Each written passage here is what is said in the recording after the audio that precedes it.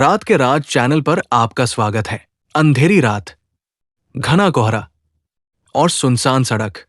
कभी कभी कुछ जगह ऐसी होती है जिनके बारे में कहा जाता है कि वहां सिर्फ इंसान ही नहीं चलते, बल्कि ऐसी परछाइयां भी मंडराती है जो जीवित नहीं होती।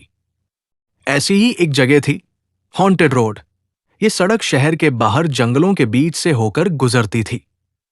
लोग कहते थे कि ये सड़क दिन में सामान्य लगती है, लेकिन रात होते ही यहां से चीखें सुनाई देती है। कई ट्रक ड्राइवरों और यात्रियों ने दावा किया कि उन्होंने रास्ते में सफेद कपड़े पहनी औरत को लिफ्ट मांगते देखा है, लेकिन जब गाड़ी रोकी तो वहां कोई नहीं था। कहानी की शुरुआत होती है 5 दोस्तों से। आरव, रिद्धि, करण, मयंक और नेहा। ये सभी कॉलेज में पढ़ते थे और एडवेंचर के शौकीन थे। उन्हें भूतों की कहानियां सुनना और हॉन्टेड जगहों पर जाना बहुत पसंद था। एक रात उन्होंने तय किया कि वे शहर से बाहर जाकर इस कुख्यात हॉन्टेड रोड पर ड्राइव करेंगे और देखेंगे कि सच में वहां कुछ है या ये सब अफवाहें हैं। रात के ठीक 12 बजे वे अपनी कार लेकर निकले। आसमान में बादल थे, चांद धुंध से ढका हुआ था और ठंडी हवा के झोंके पेड़ों की टहनियों को हिला रहे थे। जैसे ही कार उस सुनसान सड़क पर पहुंची, अचानक माहौल बदल गया। सड़क के दोनों ओर ऊंचे ऊंचे पेड़ खड़े थे जो अंधेरे में किसी राक्षस की तरह लग रहे थे। कार की हेडलाइट्स कोहरे को चीरने की कोशिश कर रही थी, लेकिन दृश्य साफ नहीं दिख रहा था। और सबसे अजीब बात, वहां कोई आवाज नहीं थी, न झींगुरों की, न जानवरों की। जैसे सड़क किसी और ही दुनिया में हो। आरव ने मजाक में कहा, लगता है भूत हमसे डर गए हैं। रिद्धि ने हंसते हुए जवाब दिया, हां, लेकिन अगर सच में कुछ दिख गया तो तुम्हारी हालत देखने लायक होगी। सब हंस पड़े, लेकिन नेहा का चेहरा उतरा हुआ था। वो डरपोक थी और बार बार पीछे मुड़कर देख रही थी। तभी अचानक कार की हेडलाइट्स के सामने सफेद कपड़े में एक लड़की खड़ी दिखाई दी। उसके लंबे बाल चेहरे पर थे और वो सड़क के बीचों बीच खड़ी थी। करण ने घबराकर ब्रेक लगाया। कार चीखते हुए रुकी। सभी के दिल तेजी से धड़कने लगे। ये क्या था? मयंक ने कांपते हुए कहा, लेकिन जब उन्होंने दोबारा देखा, वहां कुछ नहीं था। कार अचानक रुक गई थी। सबकी सांसें तेज चल रही थी। अभी अभी उन्होंने अपनी आंखों से सड़क पर खड़ी उस रहस्यमयी लड़की को देखा था, लेकिन अगले ही पल वहां कुछ भी नहीं था। नेहा की आंखों में डर साफ झलक रहा था। मैंने कहा था ना, हमें यहां नहीं आना चाहिए था, उसने कांपते हुए कहा। करण ने खुद को संभालते हुए बोला, शायद ये हमारी आंखों का धोखा था।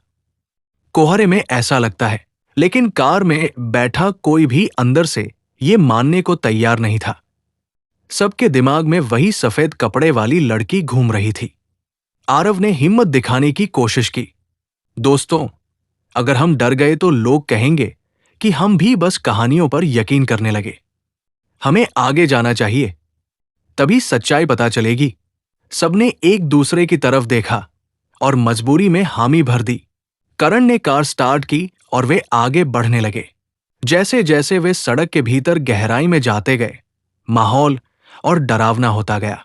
पेड़ों की टहनियां हवा से टकराकर अजीब अजीब आवाजें निकाल रही थी। धुंध और घनी हो गई थी।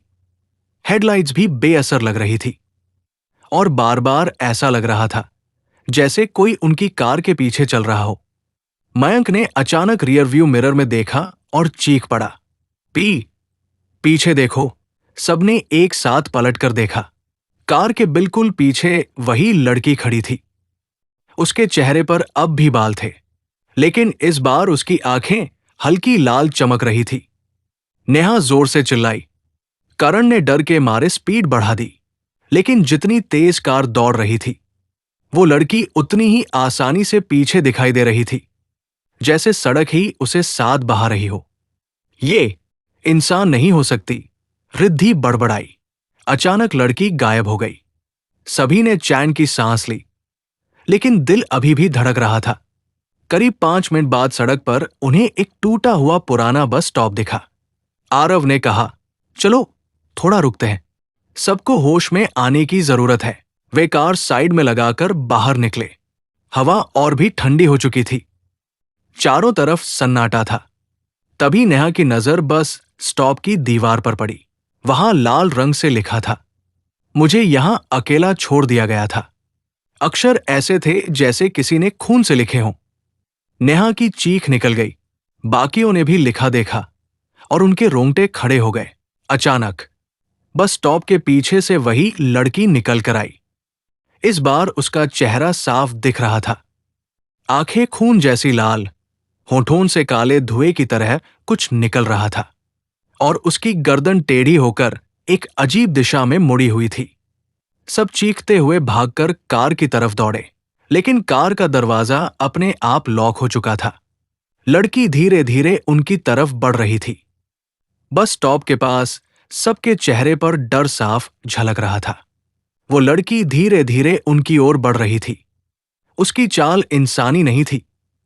पैरों के बजाय उसका शरीर हवा में खिंचता हुआ सा सरक रहा था। आरव ने घबराकर कार का दरवाजा खोलने की कोशिश की, लेकिन कार अपने आप लॉक हो चुकी थी। ये कैसे हो सकता है? मैंने तो गाड़ी लॉक ही नहीं की थी। करण बुरी तरह कांपते हुए बोला। लड़की और पास आती गई। उसकी आंखों से लाल रोशनी चमक रही थी और होठों से फुसफुसाहट जैसी आवाज निकल रही थी। मुझे छोड़कर मत जाओ, मेरे साथ रहो। नेहा जोर से चीख पड़ी। रिद्धि और मयंक कार के दूसरी ओर भागने लगे, लेकिन अचानक तेज हवा का झोंका आया और बस स्टॉप के चारों तरफ अंधेरा फैल गया। अब सिर्फ लड़की की लाल आंखें और उसकी सफेद ड्रेस कोहरे में चमक रही थी। आरव ने हिम्मत जुटाकर चिल्लाया, तुम कौन हो? हमसे क्या चाहती हो? लड़की कुछ कदम रुक गई। उसकी गर्दन धीरे धीरे बाएं से दाएं घूमी और उसने ठंडी आवाज में कहा, उन्होंने मुझे यहां मरने के लिए छोड़ दिया था। अब जो भी इस सड़क पर आता है, मैं उसे रोकती हूं, ताकि वो भी मेरी तरह कभी घर न लौट सके। सबके रोंगटे खड़े हो गए। उसकी आंखों में नफरत और दर्द दोनों थे। जैसे ही मयंक पीछे हटने लगा, लड़की एक झटके में उसकी तरफ बढ़ी और उसके कंधे पर अपने ठंडे हाथ रख दिए। मयंक का चेहरा नीला पड़ने लगा, जैसे उसकी सारी सांसें खींची जा रही हों। छोड़ो उसे! करण चीखते हुए कार का शीशा तोड़ने लगा ताकि अंदर घुस सके। आरव ने पास पड़े एक पत्थर को उठाया और लड़की की ओर फेंका, लेकिन पत्थर उसके आर पार निकल गया। लड़की ने एक भयानक हंसी हंसी और बोली, तुम इंसान मेरी कैद से नहीं बच सकते। तभी अचानक सड़क के उस पार से मंदिर की घंटियों जैसी आवाज आई। लड़की चीख उठी और मयंक को छोड़कर पीछे हट गई। रिद्धि ने देखा कि पेड़ों के बीच एक टूटा फूटा छोटा सा मंदिर था, जिसकी मध्यम सी घंटी हवा में बज रही थी। लड़की उस आवाज से तड़प रही थी, जैसे किसी ने उसे आग में डाल दिया हो। आरव ने जल्दी से मयंक को उठाया और सब मंदिर की ओर भागे। लड़की पीछे पीछे चीखते हुए आई, लेकिन मंदिर के पास आते ही उसकी चाल धीमी हो गई। वो मंदिर की चौखट के बाहर रुक गई और गुर्राने लगी। मंदिर के अंदर घुसते ही सबने चैन की सांस ली। दीवारों पर पुराने भगवान की मूर्तियां टूटी हुई थी, लेकिन वहां की हवा सड़क से अलग और हल्की थी। नेहा ने कांपते हुए कहा, ये लड़की आखिर है कौन और हमें क्यों सताती है? करण ने टूटी दीवारों पर बने कुछ निशान देखे। वहां लिखा था, सड़क पर मत रुकना, नहीं तो वो तुम्हें ले जाएगी। मंदिर के अंदर सबकी सांसें भारी थी। बाहर कोहरे के बीच वो लड़की मंदिर की चौखट पर मंडरा रही थी, लेकिन अंदर आने की हिम्मत नहीं कर पा रही थी। आरव ने इधर उधर देखा। दीवारों पर पुरानी पेंटिंग्स बनी थी। उनमें से एक पेंटिंग ने सबका ध्यान खींचा। उसमें वही लड़की दिखाई दे रही थी। सफेद कपड़े, लंबे बाल और डरावनी आंखें।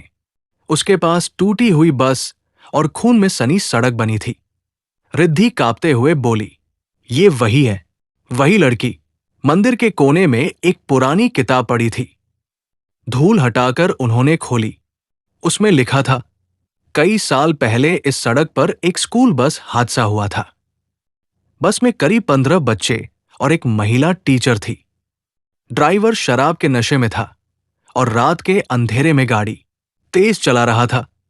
अचानक बस का ब्रेक फेल हो गया और वो इसी मोड़ पर पलट गई। सब लोग चीखते चिल्लाते रहे, लेकिन कोई मदद नहीं आई। धीरे धीरे सभी बच्चे वही तड़प तड़प कर मर गए और उस हादसे में एक युवा टीचर का शव कभी नहीं मिला। लोग कहते हैं उसकी आत्मा अब भी यहां भटकती है। वो रास्ते में खड़े होकर लिफ्ट मांगती है और जो भी रुकता है उसे अपने साथ खींच ले जाती है। नेहा की आंखों में आंसू आ गए। तो ये वही टीचर है, करण ने कांपते हुए कहा। इसलिए कार अपने आप लॉक हो गई थी। वो हमें रोकना चाहती थी। शायद हमें भी हमेशा के लिए यही फंसाना चाहती है। जैसे ही उन्होंने किताब बंद की, बाहर से जोरदार चीख सुनाई दी। सबने दरवाजे की ओर देखा। लड़की अब मंदिर की चौखट पर झुककर अपना सिर बार बार पत्थरों पर मार रही थी। हर बार खून निकलता और अगले ही पल गायब हो जाता। उसकी हंसी पूरे जंगल में गूंज रही थी। अचानक हवा का तेज झोंका आया और मंदिर की बुझी हुई दीपक की लौ अपने आप जल उठी। लड़की तड़पने लगी। उसकी चीखें और भयानक हो गई। भागने की कोशिश। आरव ने कहा, हमें यहां रुकना खतरनाक होगा। मंदिर हमें बचा सकता है, लेकिन हम हमेशा यहां नहीं रह सकते। हमें इस सड़क से बाहर निकलना ही होगा। मयंक, जो अभी तक डर के मारे चुप था, बोला, लेकिन कैसे? वो हमारे पीछे पीछे आती है। कार तक जाने की कोशिश भी की तो वो हमें पकड़ लेगी। कुछ देर सोचने के बाद रिद्धि ने एक किताब पलटी। अंदर एक पंक्ति लिखी थी, सिर्फ तब बच सकते हो जब सूरज की पहली किरण इस सड़क पर पड़े। उससे पहले अगर बाहर गए तो उसकी छाया तुम्हें कभी नहीं छोड़ेगी। सबने एक दूसरे की ओर देखा। इसका मतलब था कि उन्हें सुबह तक मंदिर में रहना होगा। बाहर लड़की चीख चीख कर मंदिर की दीवारें नोच रही थी। कभी उसकी हड्डियों की चरमराहट सुनाई देती, कभी बच्चों की हंसी गूंजने लगती। नेहा ने डरते हुए कहा, ये सिर्फ वही औरत नहीं है, यहां उन बच्चों की आत्माएं भी हैं। और सच में दीवार पर अचानक छोटे छोटे हाथों के खून जैसे निशान उभरने लगे। मंदिर के अंदर का दीपक टिमटिमाने लगा। रात और लंबी लग रही थी और उनकी परीक्षा अभी शुरू ही हुई थी। मंदिर की दीवारों पर खून जैसे लाल निशान फैलते जा रहे थे। धीरे धीरे वो छोटे छोटे हाथों के निशान बन गए, मानो दर्जनों बच्चे अंदर आने की कोशिश कर रहे हों। नेहा कांपती आवाज में बोली, ये वही बच्चे हैं जो बस हादसे में मरे थे। अचानक हवा का एक ठंडा झोंका मंदिर के अंदर घुसा और दीपक की लौ एकदम बुझ गई। अब मंदिर का अंदरूनी हिस्सा अंधेरे में डूब गया। अंधेरे में बच्चों की हंसी सुनाई देने लगी, कभी दाएं से, कभी बाएं से, कभी कानों के बिल्कुल पास। रिद्धि चीख पड़ी, कोई मेरे पास है, मुझे छू रहा है। सबने उसकी तरफ देखा। उसके कंधे पर काले धुएं जैसे छोटे हाथों के निशान उभर आए थे। मयंक घबराकर बोला, ये मंदिर भी अब सुरक्षित नहीं है। तभी अचानक दरवाजा अपने आप खुल गया।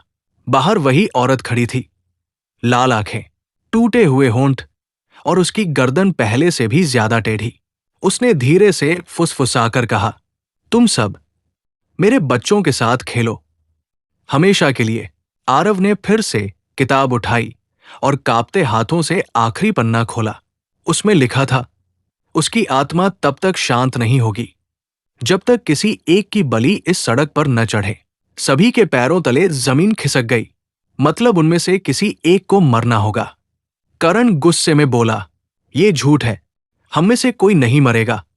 लेकिन जैसे ही उसने कहा, अचानक जमीन से छोटे छोटे हाथ निकले और करण की टांग पकड़ ली।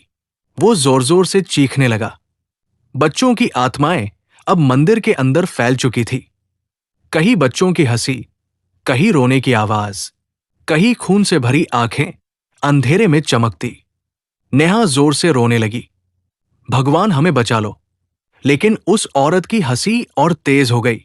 उसकी परछाई दीवारों पर फैलकर पांचों दोस्तों को घेरने लगी।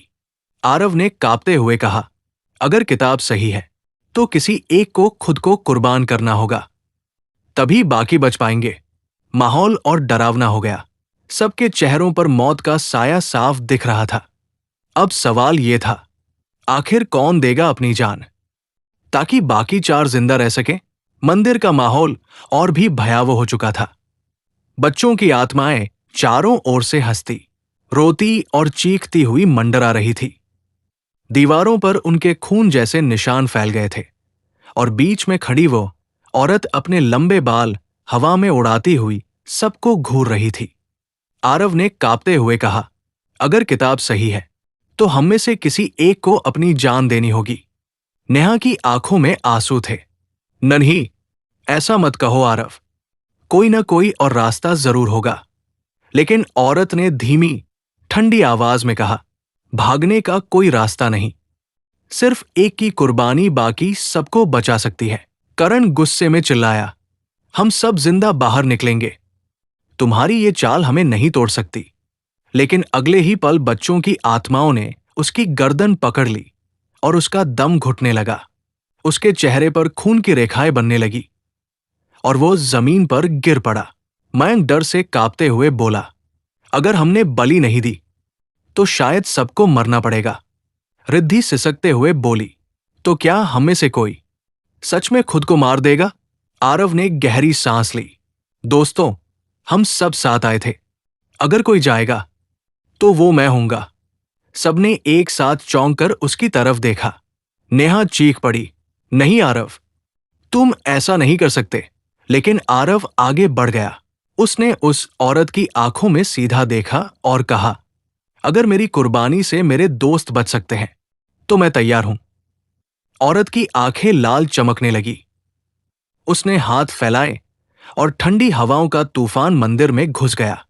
तो दोस्तों, अगर आपको ये डरावनी कहानी पसंद आ रही है तो वीडियो को लाइक जरूर करें और ऐसे ही रहस्यमयी किस्से सुनने के लिए हमारे रात के राज चैनल को सब्सक्राइब करना मत भूलिएगा।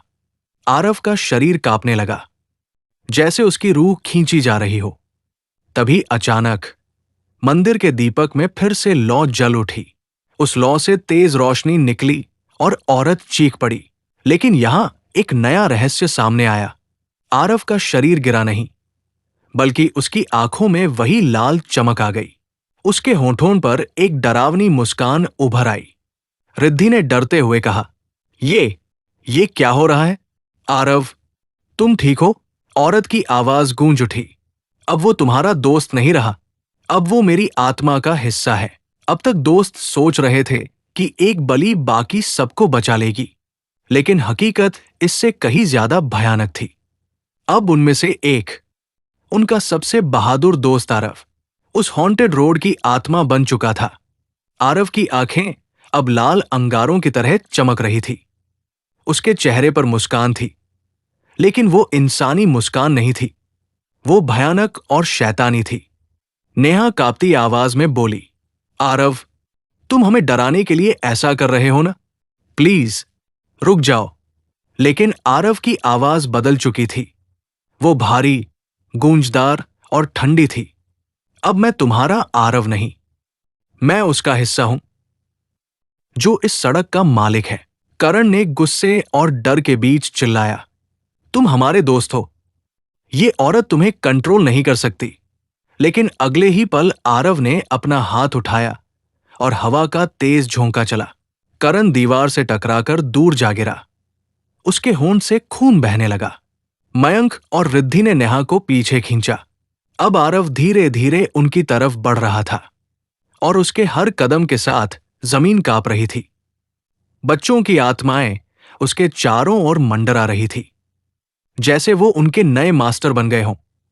तभी रिद्धि को याद आया, किताब में लिखा था कि सूरज की पहली किरण ही इस श्राप को तोड़ सकती है। उसने जल्दी से दीपक की लौ को तेज करने के लिए तेल ढाल दिया। जैसे ही लौ बड़ी हुई, आरव एक पल के लिए पीछे हट गया। उसकी आंखों में गुस्सा और दर्द दोनों थे। वो चीखा, तुम मुझे रोक नहीं सकते, अब मैं हमेशा के लिए इस सड़क का हिस्सा हूं। आरव ने अचानक नेहा की ओर झपट्टा मारा। नेहा चीख पड़ी और रिद्धि व मयंक ने उसे खींच लिया। लेकिन करण, जो घायल पड़ा था, धीरे धीरे उठकर बोला, अगर आरव खो गया है तो हमें खुद उसे रोकना होगा। वो लड़खड़ाते हुए मंदिर के बीच खड़ा हो गया और आरव से बोला, तुम्हें याद है आरव, हम पांचों ने कसम खाई थी कि कभी एक दूसरे का साथ नहीं छोड़ेंगे। आज मैं भी वही कर रहा हूं।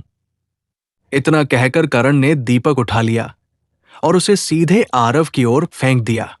तेज रोशनी फूटी और आरव चीख पड़ा। उसके शरीर से काले धुएं जैसा कुछ निकलने लगा।